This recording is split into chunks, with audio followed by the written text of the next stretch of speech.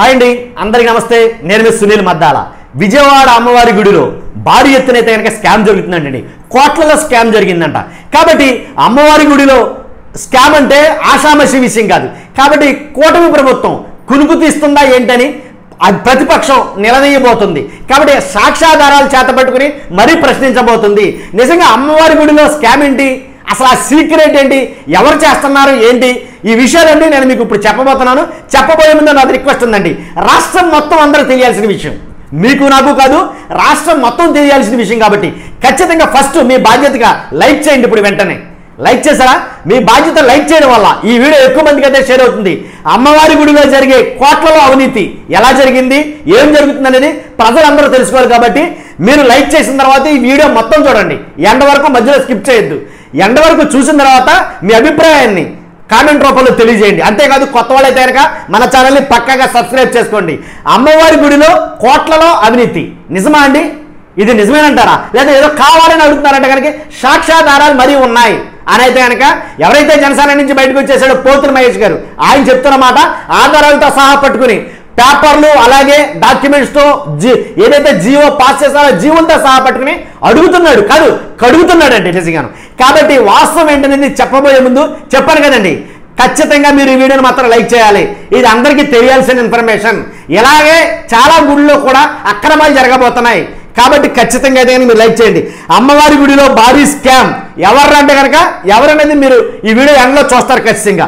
Parking ఏదైతే అమ్మవారి గుడిలో పార్కింగ్ ఏదైతే ఉంటుందో, ఏంటి కార్లు కానీ బళ్ళు కానీ ఇవన్నీ పెట్టుకుంటారు కదా, అలాంటి పార్కింగ్ ఉంటుంది. సో ఆ పార్కింగ్ కాంట్రాక్ట్ విషయంలో 6 నెలల నుంచి కాంట్రాక్ట్ సొమ్ము ఏమి ఇవ్వవసరలా, కాంట్రాక్టర్ గుడికి కట్టాల్సిన సొమ్ము ఏమి కట్టవసరలా. ఎందుకని ఒక 6 నెలల పాటు నువ్వు ఫ్రీగా నిర్వహించుకో. కార్లకి వసూలు చేస్తావో, బైకులకే వసూలు చేస్తావో, ఏ వసూలు చేస్తావో వసూలు చేసుకో. 6 నెలలు నీకు ఉచితంగా ఇస్తున్నావు, నీకు ఫ్రీ అని అయితే కనుక ఆ కాంట్రాక్టర్కి కొన్ని వెసులుబాట్లు అయితే కల్పించారండి. నిజంగా ఎంత ఎంత దాతృత్వం అనుకోవాలి దీంట్లో. కాకపోతే లాస్ అయ్యేది అమ్మవారి ఆస్థానం. ఎందుకంటే కనుక ఆ సొమ్ము అంతా అమ్మవారి ఆలయానికి చెందాల్సిన సొమ్ము. ఆ సొమ్ములో భాగంగా కాంట్రాక్టర్కి ఉచిత వెసులుబాటు కల్పించారు. ఎవరినైనా కల్పించారు, దానికి ఏమన్నా జీవోలు ఉన్నాయా అని అంటే కనుక ఏకంగా దానికోసం ఒక ఎండోమెంట్ ఏదైతే ఒక జీవోనే తీసుకొచ్చారు ఎంగాను ప్రభుత్వం. కాబట్టి ఏంటనేది చెప్తాను నేను. కాబట్టి 9వ తారీఖున ఒక ఆర్డర్ ఇచ్చారంటండి ఎండోమెంట్ కమిషనర్ గారికి. 9వ తారీఖున ఒక ఆర్డర్ ఇచ్చారంట. ఏదైతే కాంట్రాక్ట్ ఉందో పార్కింగ్ కాంట్రాక్ట్, ఆ పార్కింగ్ కాంట్రాక్ట్ నిమిత్తం ఒక ఎండోమెంట్ కమిషనర్ గారికి ఈఓ గారు మొత్తం వీళ్ళంతా కలిపి ఒక ఆర్డర్ అయితే తీసుకొచ్చారు. ఆ ఆర్డర్ ప్రకారం ఏంటంటే ఏడాదికి పార్కింగ్ కోసం 1,87,00,000 కాంట్రాక్టు తీసుకుంటే గతంలో అంటే ఇప్పుడు 2023 జూన్కి 2023 జూన్ నుంచి 2024 జూన్కి ఏంటి ఒక ఏడాదికి 1,87,00,000 కాంట్రాక్ట్ ఉండేది. అది పూర్తయిపోయింది. పూర్తయిపోయిన తర్వాత మళ్ళా మరి కాంట్రాక్ట్ పూర్తయితే ఏం చేయాలి?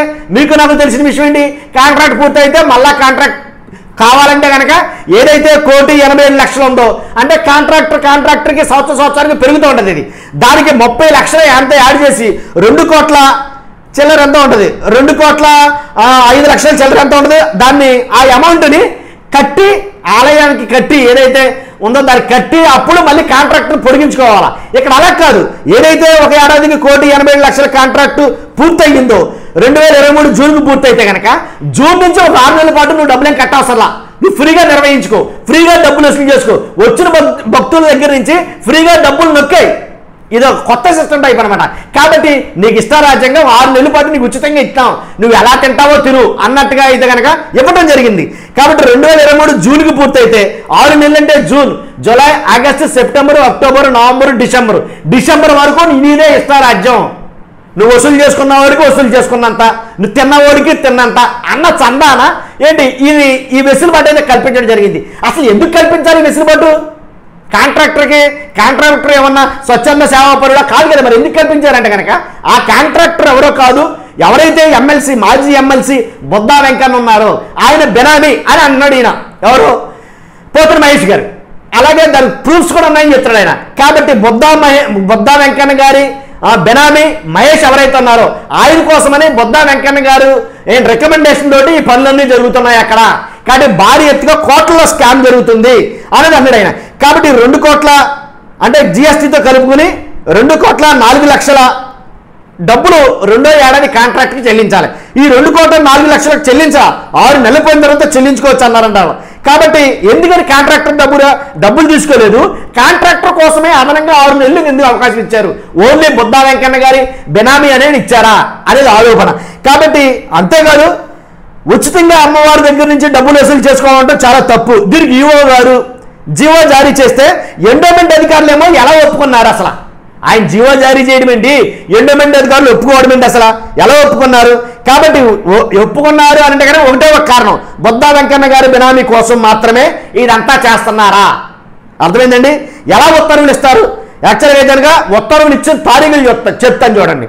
18/6/2024 అయితే కనుక ఒక అధికారి జారీ చేశారు. 9/9/2024 ఇంకోటి జారీ చేశారన్నమాట. కాబట్టి ఏంటంటే ఇదంతా ఓన్లీ బుద్ధా వెంకన్న గారి గురించి ఇదంతా చేస్తున్నారు అదైతే మాట్లాడటం జరుగుతుంది. తర్వాత ఎందుకు ఈ వెసులుబాట్లన్నీ కల్పించారు? ఇదే కాదు, ఇంకోటి ఏంటంటే కనుక ఏదైతే కనకదుర్గా నగర్లో 24 షాపులు ఉన్నాయో, కనకదుర్గా నగర్లో 24 షాపులు ఉన్నాయో, 24 షాపులని అవతల వైపు నుంచి ఏదో వర్క్ జరుగుతున్న కారణంగా అవతల వైపు నుంచి యువతలకు మార్చడానికి గాను, రోడ్డు అవతల నుంచి యువతలకు మార్చినందుకు గాను ఏంటి మారిస్తే వాళ్ళకి వ్యాపారాలు తగ్గిపోయినాయని ఉదారభావం ఎక్కువయ్యి వాళ్ళకి 40% అద్దె తగ్గించారు. ఎందుకని తగ్గించారు? ఎవరినని తగ్గించారు? 40% అద్దె తగ్గించారంటే కనుక 40% అద్దె తగ్గించడం వల్ల అమ్మవారికి వచ్చిన లాస్ ఎంత అంటే కనుక అది కూడా ఇంచుమించుగా చాలా మంది చెప్పుకొచ్చారు. అది కూడా ఎలా అంటే షాప్కి ఎందుకు తగ్గిందిరా అంటే కనుక షాప్కి వచ్చి 5 లక్షలు మీకు మొట్ట చెప్పారంట కదా. షాప్కి వచ్చి 5 లక్షలు అంటే 25 షాపులకి 1,20,00,000 చల్లరా. కాబట్టి అంత డబ్బు మీకు ముట్టింది కాబట్టి 40% అద్దె తగ్గించారా?